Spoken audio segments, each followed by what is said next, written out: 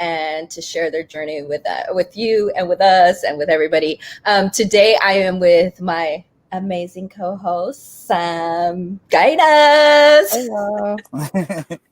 And we're going to have an amazing guest today. Her name is Jennifer Fink, and she has a podcast, Fading Memories. But before we go on to all her amazing stories, because she has a lot to share with us, I want to invite you to ask us questions on the comments below. We will try to answer them live, and if we don't get to them right away, we will get back to them as soon as we can. And remember our tagline. What is it? It's not if you live. No, it's not. I was just testing. It's not if you die, but if you live, what happens then? And that's why we're here, just to give you a early start, make you start thinking of the possibility if something does happen to you and your loved ones have to take care of you. Are you prepared for that? And I'm going to let Sam tell us a little bit about DoAsWeDo and our foundation. So first off, I'll say, who is a caregiver? An unpaid caregiver is anyone that's taking care of a loved one without pay. So that could be someone who's taking care of an elderly relative, whether they live with them or they live remotely, far apart, that they're their primary caregiver and they're helping manage their finances and their health and all those things for them, going without pay. Each day, over 43.5 million people in this country go unpaid as caregivers for a loved one. And as far as, that's really what pushed us to create the DoAsWeDo Foundation, is to create awareness about the fact that so many people are becoming caregivers. Each day, I forget what year, but each day more than 10,000 people turn 65 in this country. Not that aging people are the only ones that need caregivers, but it is a huge problem. A lot of people that have not prepared, and even if you have prepared, it's very expensive. So we launched the DoAsWeDo Foundation to get people to start having that conversation about caregiving and the potential need for having a caregiver down the road, to have that conversation sooner. Don't wait until you have to have a caregiver. It's too late at that point. There's so much that you have to rush to do. And if you just had a conversation earlier on with a loved one, it would have made a huge difference. You need to know what your loved one's wishes are. And you, as the person that may need that care, needs to make sure your loved one that might be caring for you or arranging care for you, that they know what your wishes are. So we launched the DoAsWeDo Foundation to create awareness and also to provide a supportive community and educational and financial resources to existing caregivers. Also, simultaneously, because of what's going on, the crisis right now with the pandemic, we launched the Caregiver Relief Fund. And every dime that is donated to that goes to helping keep a roof over a caregiver's head that's at risk of eviction during this crisis. Caregivers are a hugely at-risk group. Many of them have meticulously chosen jobs that have schedules that allow them to take care of their loved one. Many of them work in the service industry, and a lot of those jobs have gone away. Those schedules have changed. So a lot of them are unemployed or laid off at this point, and it's the loved one they're taking care of is relying on them for care. So every time that you donate to that goes to help keep a roof over a caregiver's head. So you can donate at our website, which is DoAsWeDo.org.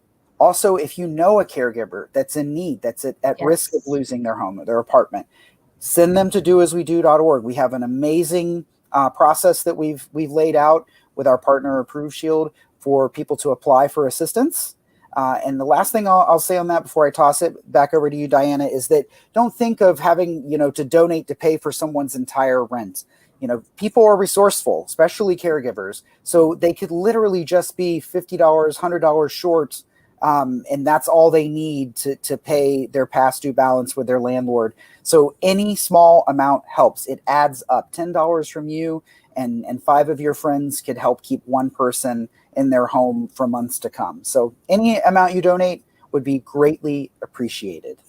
That's correct. So hit that donate button and don't be ashamed. to fill out the application if you are someone that needs help. That's what we did this for. We are all givers. We all try to help as much as we can. So, you know, like Sam said, don't think you have to give a huge amount. Any small amount helps because it's accumulating to help this other person just get through that one little bump that they're going through.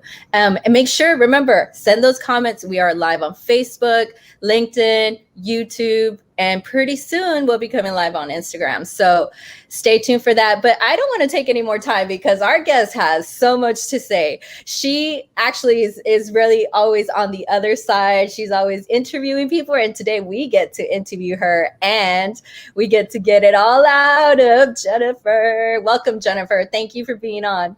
Thanks for asking me. Tell us a little bit. To have you. Yes, it's great to have you. Tell us a little bit about your journey and we will just like really jump into this because I know you have a lot that can benefit so many. Okay. And we're gonna circle back to the definition of a caregiver. Well, if you want to start with that, let's start. What's your definition of a caregiver? Anybody who provides any type of care. Like most people are unaware that 25% of caregivers are millennials, and you know, obviously they're not retiring early because, well, that'd be nice if they could.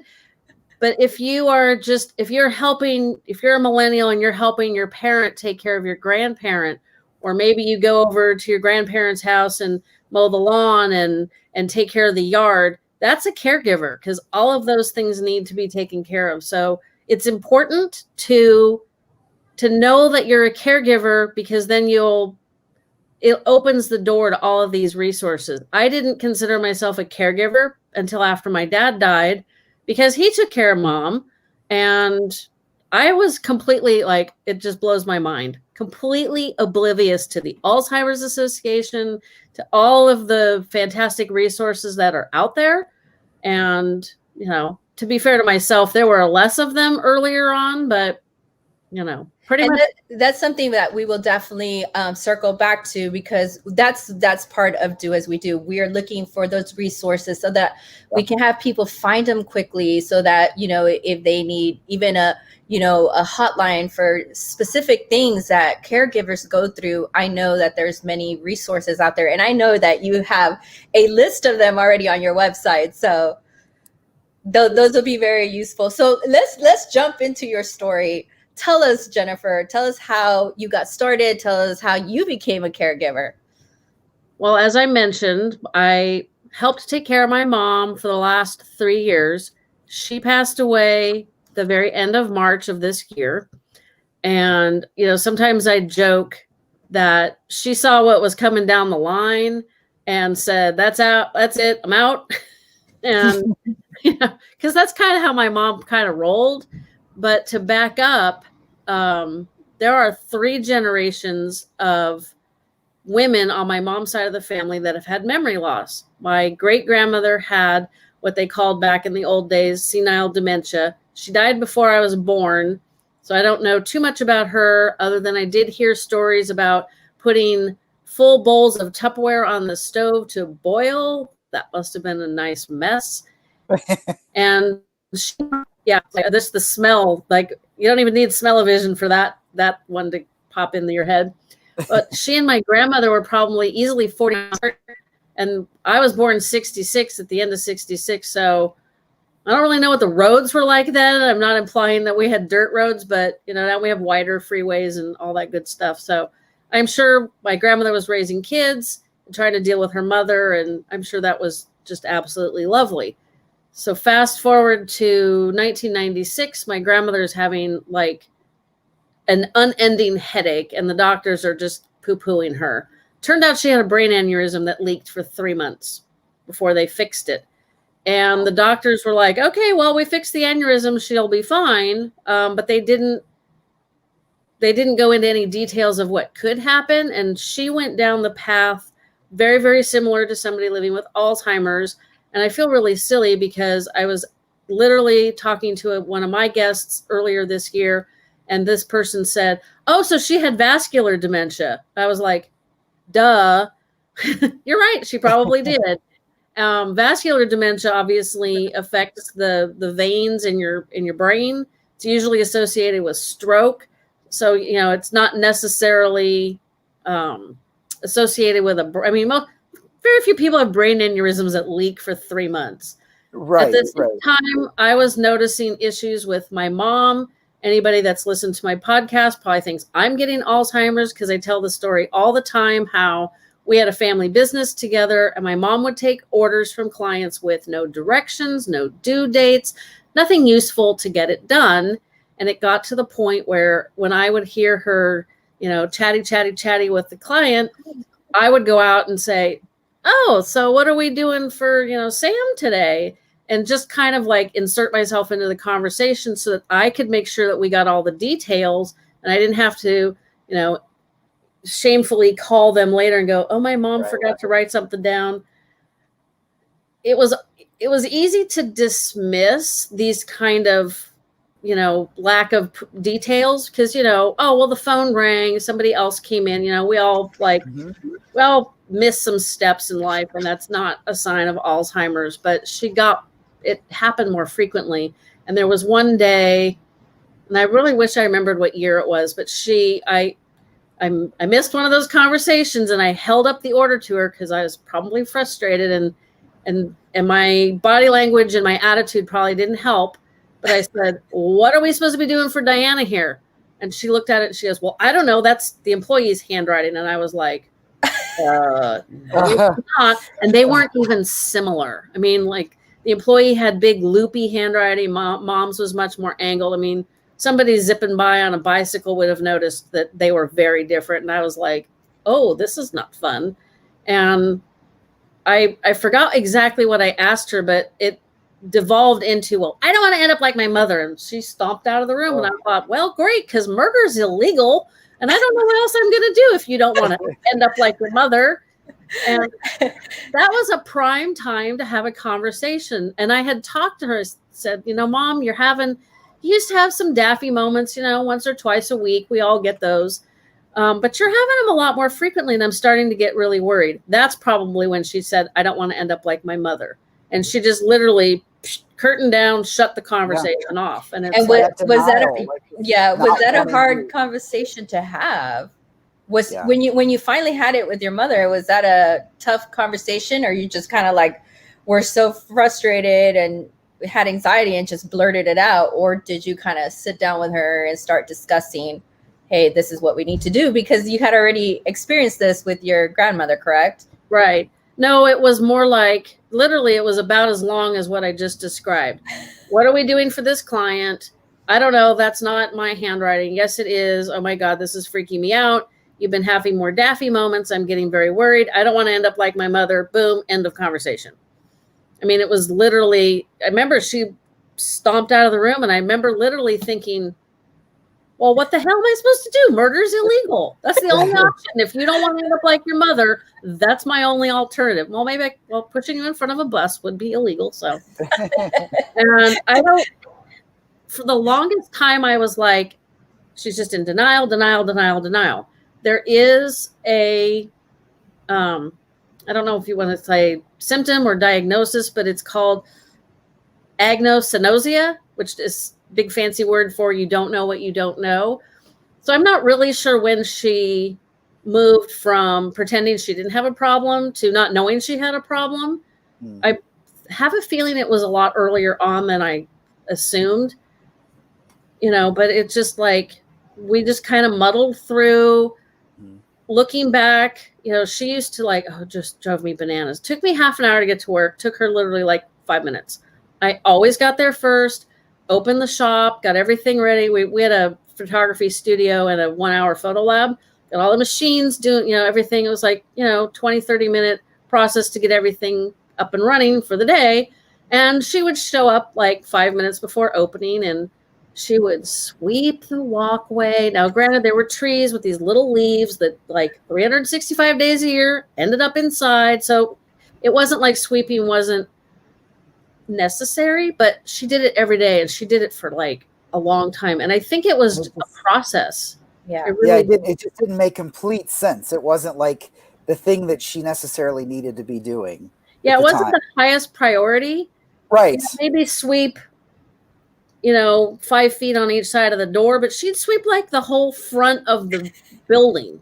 I'm like, okay, well, they will blow in eventually, maybe, I don't know.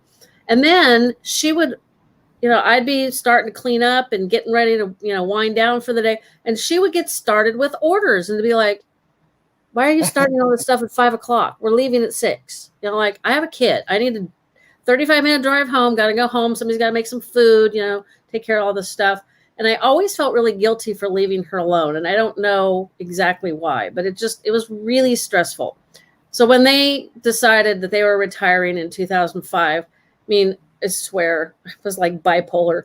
Part of me is like, yay, I don't have to deal with this nonsense anymore. And the other half of me was like, she needs this stimulation and activity. Purpose, but I don't need this stress. It was really just like, my dad had made the decision.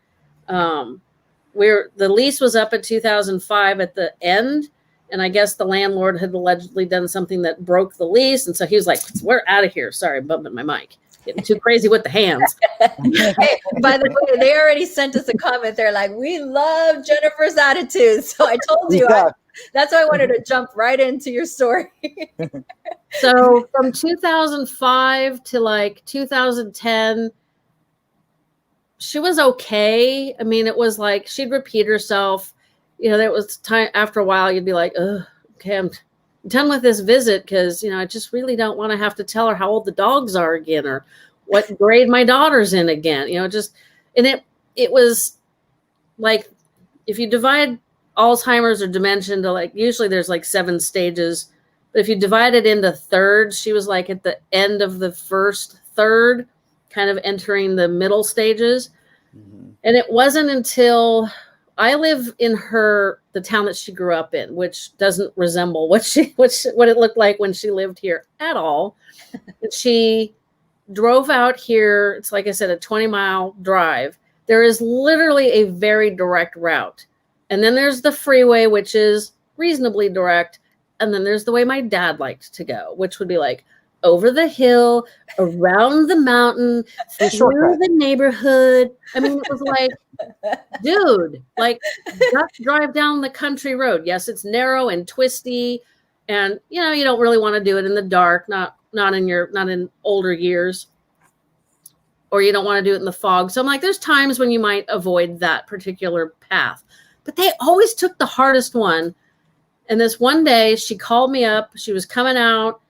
And after a while, I was like, she should have been here already. And about that time, she called me and she's lost. And I was like, oh, crap. So then I have to like literally track her down through this cell phone. And I am like seriously directionally challenged. And I need glasses to see far away. So like, don't send me out for search and rescue. I'm not very useful for that. So we finally get her to my house. I get her calmed down. My husband programmed her GPS because, this was 2010-ish. Might have been earlier. All the years blur together with her. And, it was like, it's fine. It happens. I kind of tried to blow it off. So the next time she was supposed to come out to my house, she called me. And I said, make sure you turn on your GPS. Oh, I'm fine. I'm like, oh, crap. And so I'm sitting at the computer working, and I knew how long it would take to get there. I'm like, if she's not here in 45 minutes, going on high alert. 50 minutes goes by, 55 minutes, 60 minutes. Now it's like, crap, she's lost again. She didn't turn on her freaking GPS. Oh, I'm going to murder her. And is she not answering her phone? Or are you trying to call her? Yeah, I called, she didn't answer. Then she pulled over because at least she was responsible about answering the cell phone while driving. And she was so upset. She was shaking. She's like, I'm just going to go home. I'm like, no, let me come get you. And it's not like you can go and pick them up and have to follow you. Yeah. Yeah. So, and she's just like a wreck.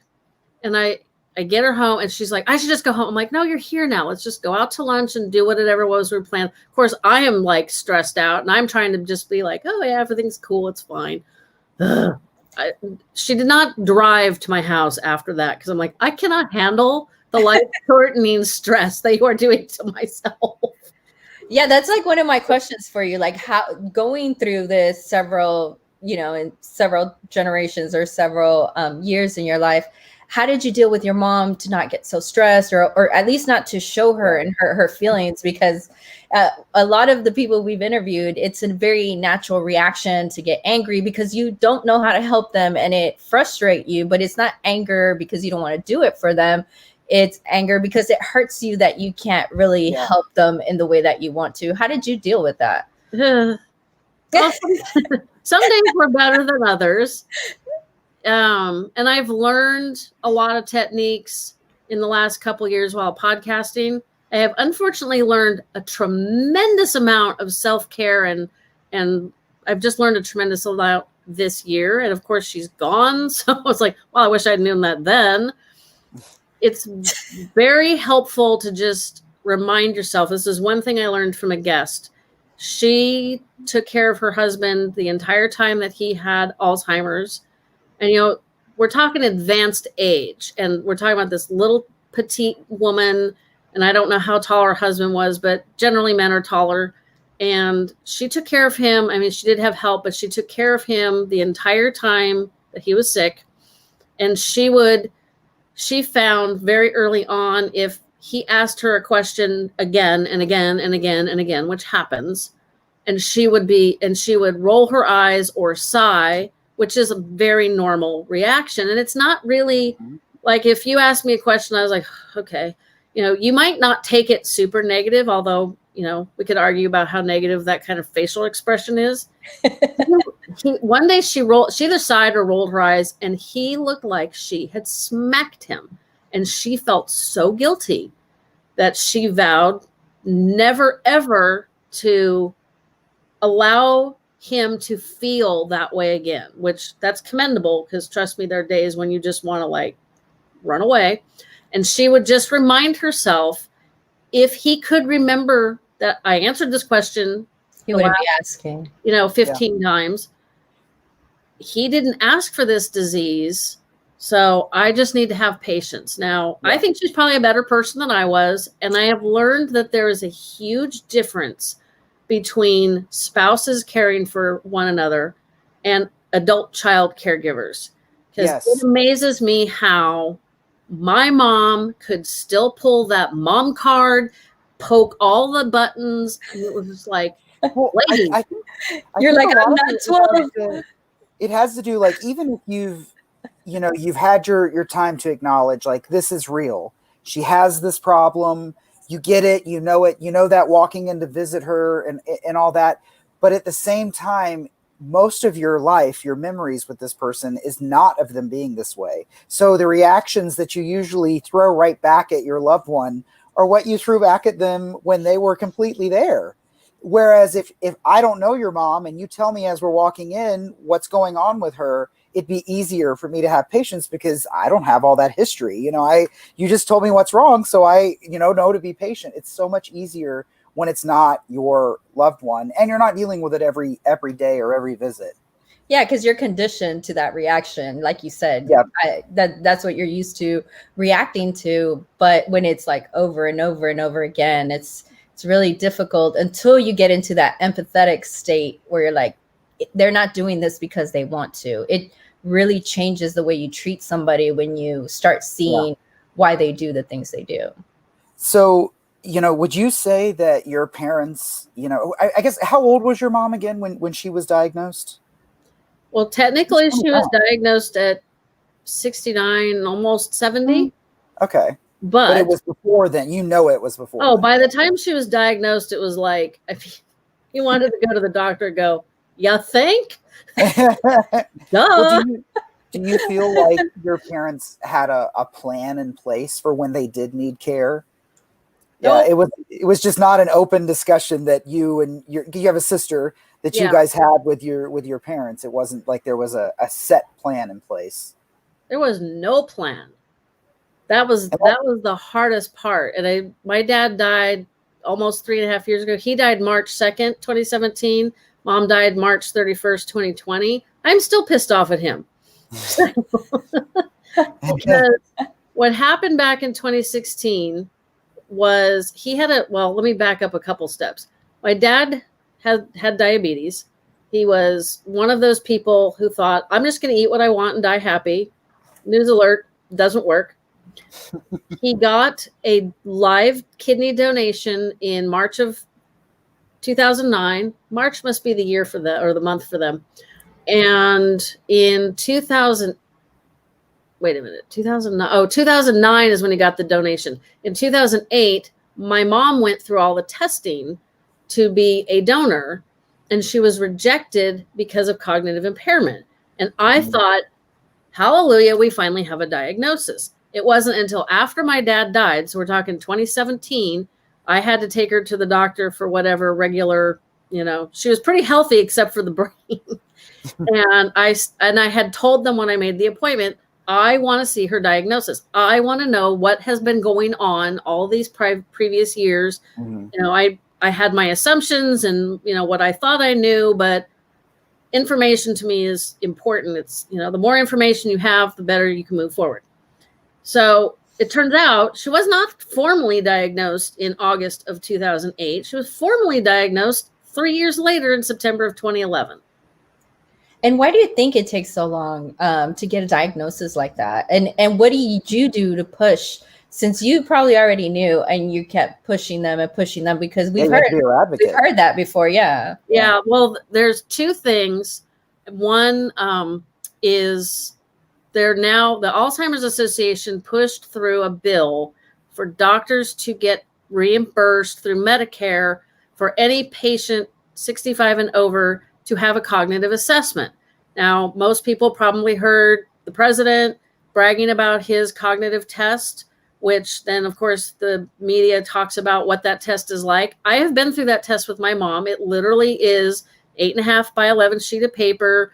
They ask you to draw a clock. It's absolutely amazing that people with damaged brains can't draw clocks. You'd think that, although I don't think this is going to be a good test going forward when we don't have analog clocks, because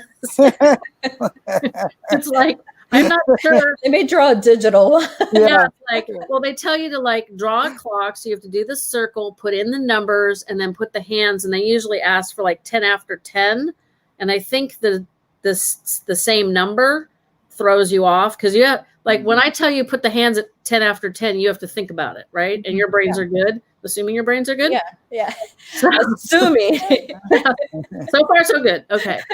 So that test is a screening test for, if I had gone with my mom when she had said, that's not my handwriting, it's the employee's handwriting, and they had given her that test, which back in the early aughts, they probably wouldn't have, maybe, then it's like a screening test, like a blood test. They didn't used to do that. I mean, you almost have to insist. And Oh, for sure. I'm not really sure what it was that got her diagnosed in 2011. It probably was just at the point where the doctor's like, your brain sucks, honey. Let's just finish the testing. There's a lot of steps, which is, I'm not really sure why there have to be so many steps, but the medical industry. A lot of times somebody in, their later years, I'm almost 54, right? Yes. This time of year, it's I'm almost 54. Then I'm like, wait, is it 54 or 55? No, I'm almost 54. I don't have my birthday yet. In 10 years, if I started saying, man, I'm having all these daffy moments, I have a specific place for my purse and I put it there and then I can't find it. And I swear my husband's moving my purse, which is a really common thing. A lot of times, especially older doctors will say, oh, that's just normal aging. No, it's not.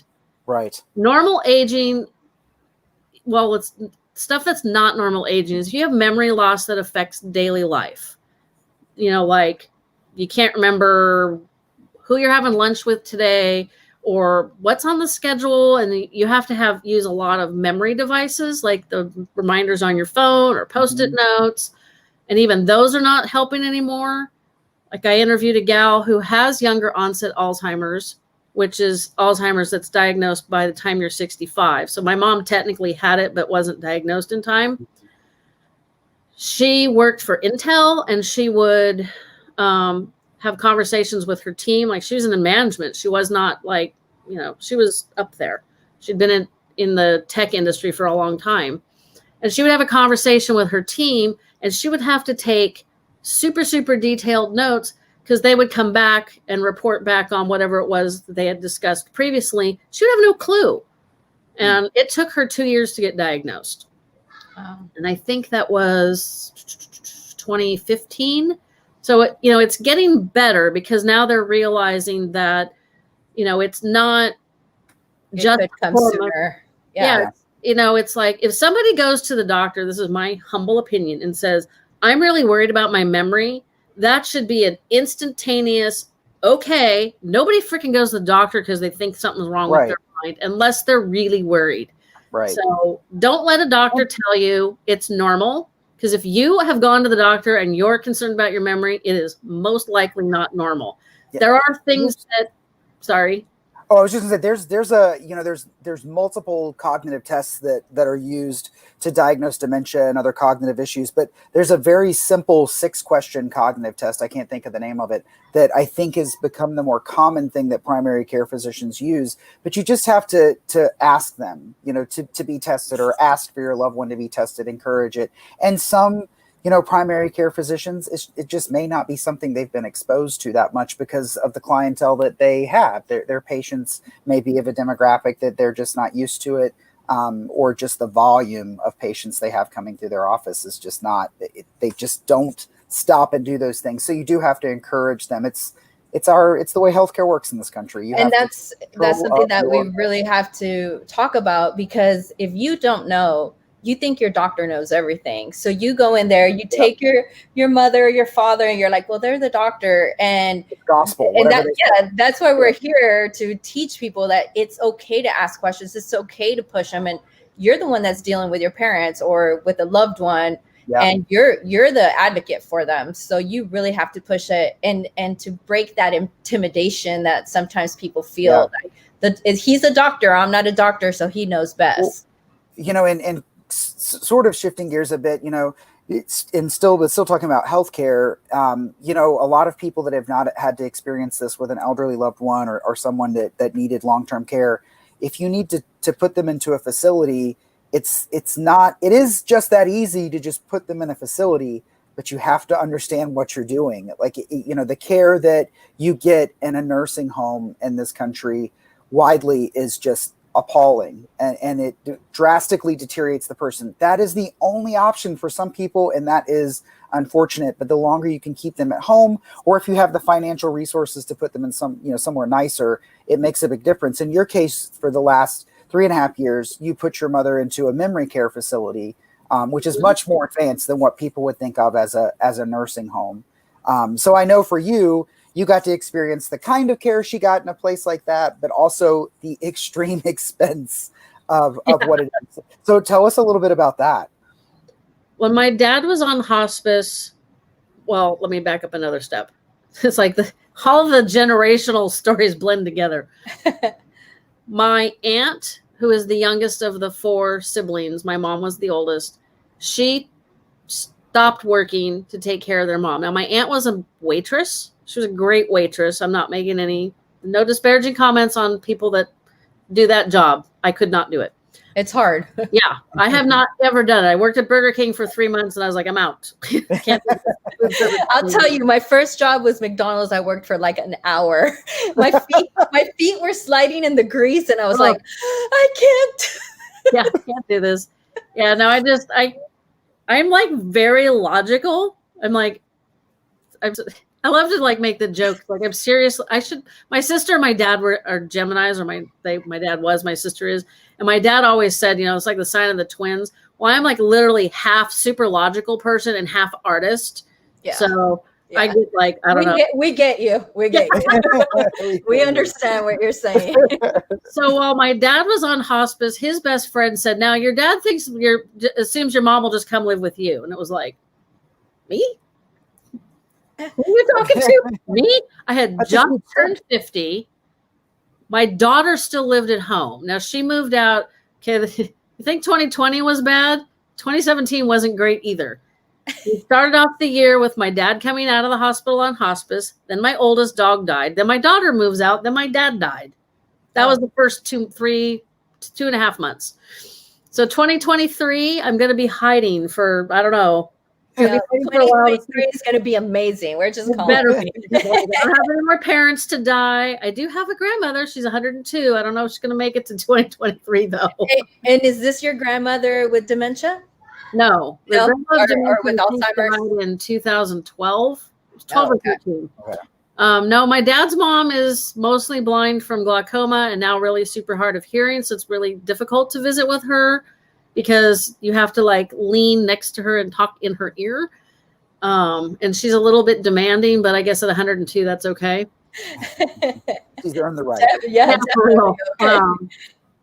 But at least her mind is pretty good. It's not quite as good as it was a couple years ago, but again, 102. I think that's amazing just to begin with. Like, yeah, I think her memory issues, which are very, very slight, and I notice them probably because this is the niche that I'm in. Yeah. And it could be just because I'm like hypersensitive to it. It's really hard to know. Sometimes she repeats things, and we all do that. So I'm not sure. At 102, I'm sure she has some memory issues because hell, it's just like she's worn out the brain. I'm gonna sidestep for 1 second.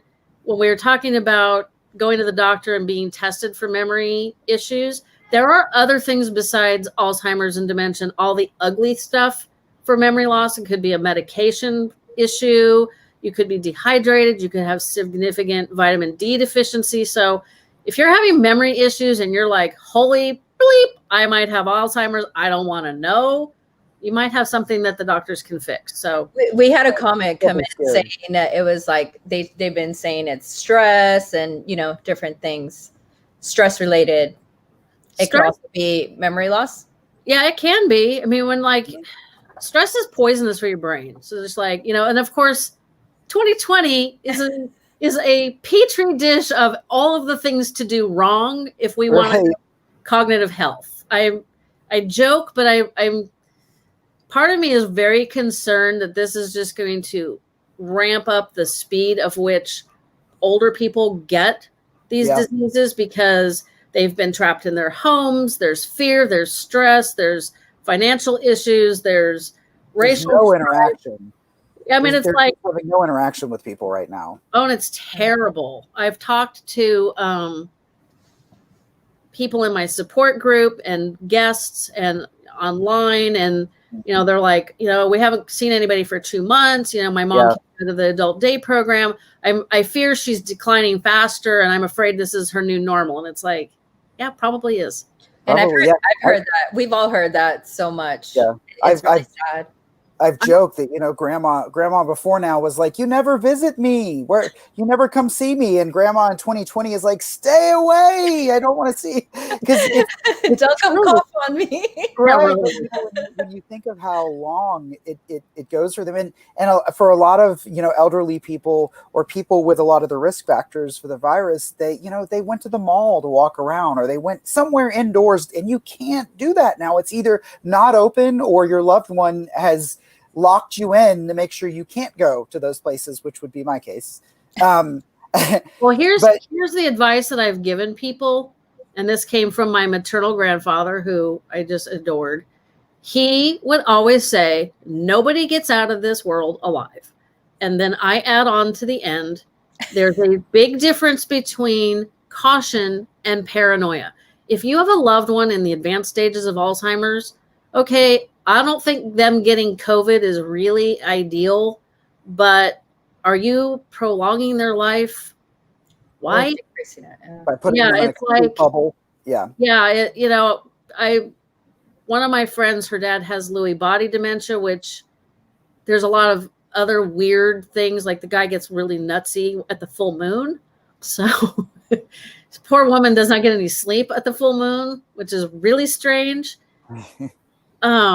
She was just telling me how, she was really, really worried about him. And I'm like, how about because she's in my town, I'm like, how about we just do one of these little drive-by parades and people can honk horns and, hey, and call out her dad's name. Yeah. And she's like, well, I'm afraid of him sitting out in the front yard. I'm like, he's 93, he's not going to live forever. And I think we know a lot more now about what we can do that's safe than we did in March, April, May. Like, we know that it's okay to have people 6 feet apart sitting in the yard talking, that type of thing. You definitely have to think outside the box. But you've obviously been through, a journey with your mother and your father. There was a bit of a journey there, but obviously you're a wealth of advice, especially because of all the people you've interviewed as well, not just your personal experiences, but what advice would you give? I guess I'll ask you 2 questions. What advice would you give to someone who's not there yet, that person that could become a caregiver or need a caregiver? And what advice would you give to someone that's now been thrust into the role of caregiver? What would you say to them? Well, if you're unlike my mom and you do admit that you're having a problem and you go to the doctor and they're like, yeah, hate to tell you this, but got dementia, it's Alzheimer's, whatever. The first thing you need to do, and this is advice that I've learned from my guests, and it is the exact opposite of what my family did. So I feel like I'm pretty knowledgeable on this one, even though I didn't live it, is talk to your spouse about your fears. One of basically, her biggest fear was my husband's going to forget who I am. And that happens. His biggest fear was that she would just dump him in a facility. So when they discussed these fears, it was like, oh, okay. They in the discussion started having conversations about how to deal with it. Now, my regular listeners know, like 10 years ago, I lost 100 pounds. So I knew that my mom did not know who I was because I did not look like the person she remembered. Exactly. So it wasn't a big surprise. She was in the memory care. This is the first year she was in the memory care. They had a family harvest Thanksgiving lunch on my actual birthday. And so I show up and she's like, oh, what are you doing here? I thought I'd just visit with Jane over here next door. It's like, it was so difficult sometimes not to be snarky. And I said, oh, well, they're having a special event today. Today is November 17th. Do you know what's special about today? No. I'm like, well, it's my birthday. Oh, it is? I'm like, yep, that's what I thought. Total cluelessness. So I was just affirmed that she did not remember who I was. Like, when she looked at me, she didn't see her oldest daughter. And I had suspected that for years. So that wasn't as painful as other people. Yeah, that's what I want to ask you. What did you feel? Because a lot of people fear that when your loved one doesn't recognize you anymore. My mom thought I was her best friend. Okay, that's, actually, that's good. A promotion, right? I wasn't an annoying kid anymore. And she would tell people, oh, she's been my best friend forever. And I'm like, you think? And one of the things I did with my mom was, because sitting in the memory care and having her ask me the same question over and over and over again made me want to put a hole in my head, which is not a good idea. And it would like ramp up, like all of a sudden my to-do list would be like, and I got to, and it's just like, I would just like get this stress and she could feel it. They're very, very good at body language and like hypersensitivity. Yeah. And that's they can read your vibe. Oh yeah, totally. That's a really important thing to learn really early on. So I would take her out and we always joke on my show. I would take her and we'd watch kids. We'd go to the pool and watch kids. We'd go to the park and watch kids. We'd go to the library and watch kids. We were just the creepy old ladies watching the kids. I heard that in another one of your podcasts, that they had to kind of look after their parents because they were always attracted to the ladies and the moms in the strollers. Yeah, it was. And I had 2 weird experiences. One, it was either late winter or late fall. But it wasn't cold, but it was like drizzly. So obviously we weren't going to sit in the park in the dampness. And we were at the library and there was these cute little twins and she was having a great time watching the twins. And I'm like flipping through books. It's like, hey, okay, this is not so bad. I can keep an eye on her. She's enjoying watching these little kids. They were toddlers. And as we're leaving, there's 2 women, like one that was probably in her 40s and one gal that was pretty young, like early 20s. Promoting their religion, and they had it was like a cart with flyers on it. So it was like a hand cart, but it had flyers. It was interesting. My mom, artistic. And my mom's like, oh, what an adorable baby. And the poor gal, the younger one, she's like looking at me like, where's the baby? yeah, she's looking at me like, okay, I don't know about these people. And so my mom is walking, and I turned my back to my mom and I said, it's okay, she has Alzheimer's.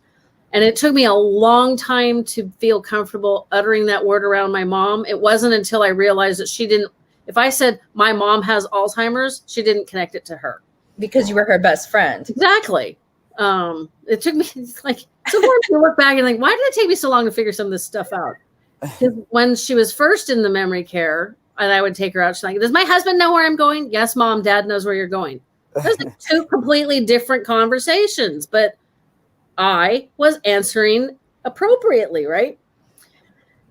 What you were conditioned to. She's your mom. Well, yeah. You weren't answering as her best friend. Exactly. And that took me forever. Like one day we were walking, literally, we walked from her room out to my car. And in her room was on the opposite side of the building from the parking lot. So we had the opportunity to have that question 4 times before we got outside. At this point, you're like, never mind, I'm going home. And we got in the car and she asked me again. I was like, oh, geez. And then all of a sudden it was like, smack. Oh, duh. She keeps asking me this question because I have technically not answered it. Yes, Chuck knows where you're going. Duh. As soon as I answered it like that, she stopped asking. It was like, why did I have to be so dumb and take so long?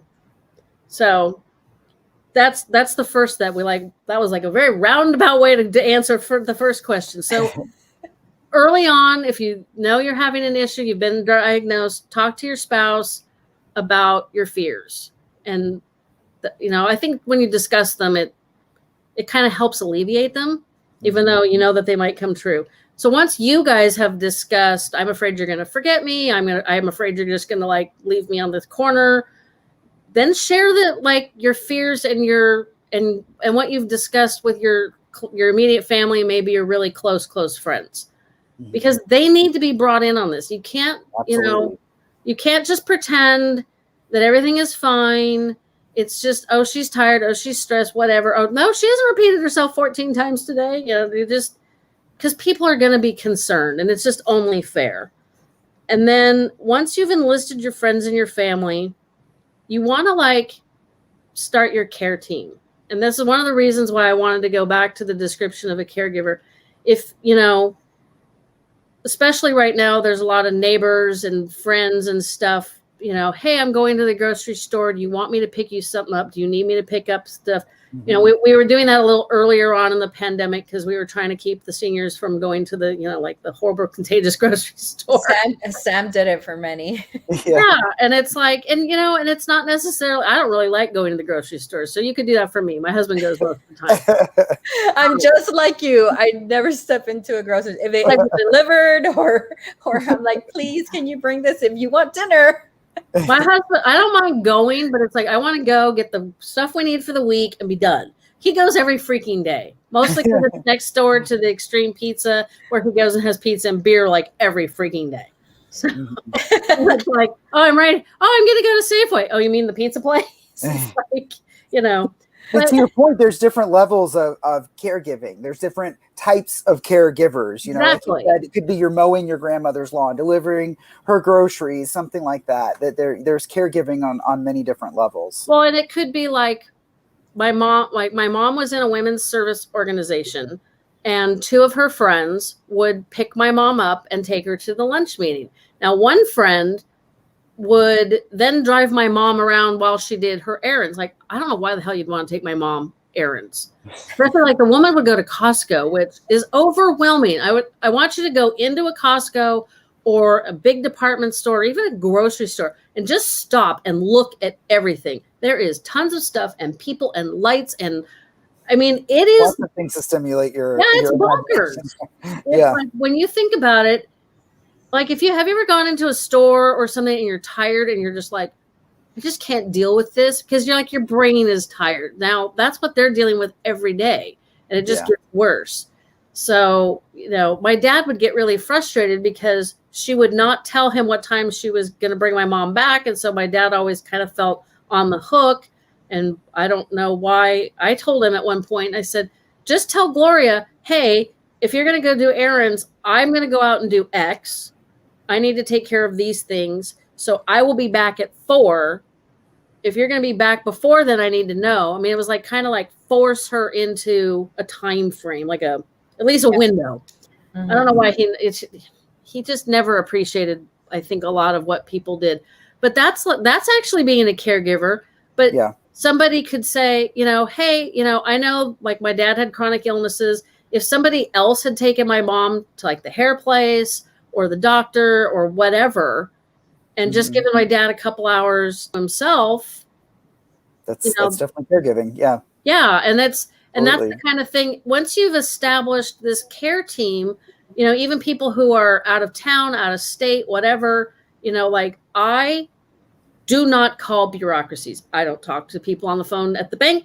I don't talk to the insurance people because literally about 2 minutes into the phone call, I'm like ready to roll bombs through doors. I cannot deal with the bureaucratic, like bank speak or whatever. It's like, I had to call. I spent 4.5 hours one day trying to get a doctor bill paid for my mom. I'm like, why are you sending me a bill for the entire amount when she has Medicare and really good insurance and like better insurance on top of that? I mean, like the woman had way more insurance than God can get.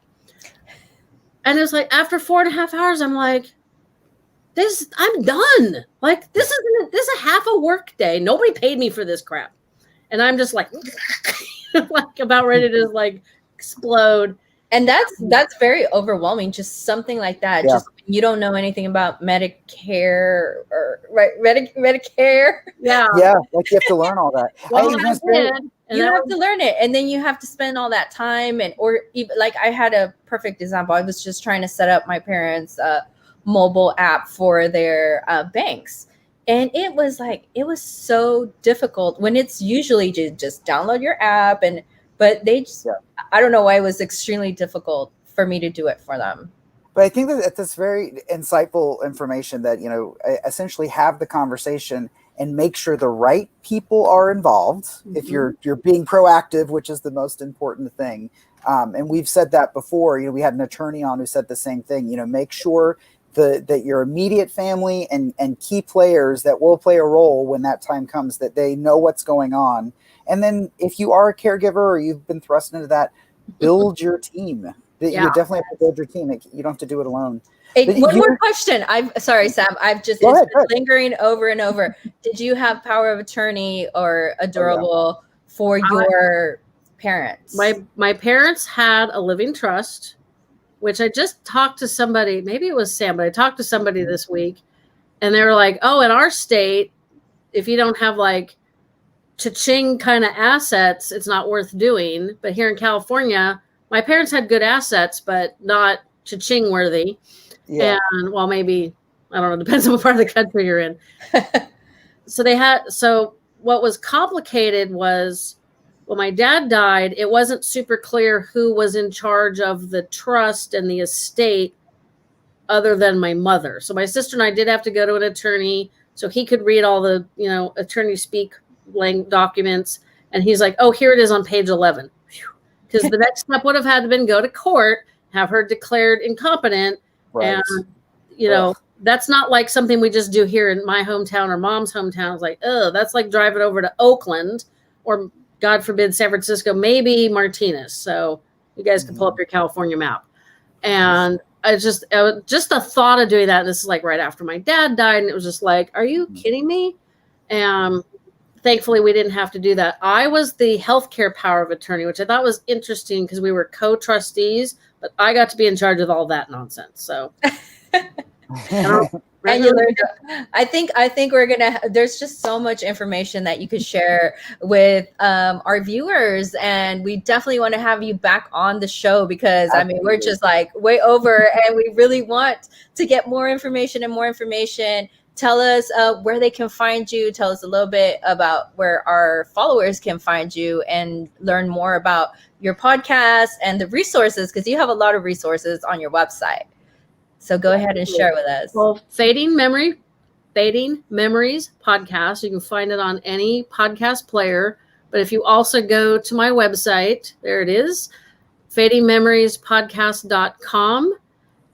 You can see the second box from the right on the top is podcasts, and it has links to Apple Podcasts, Spotify, and the Google, so that you can just pick a show and pick one of those 3 players, your preferred player, or you can subscribe, or you can listen to it through the website too. Lots of options. I listen it through Spotify. Okay.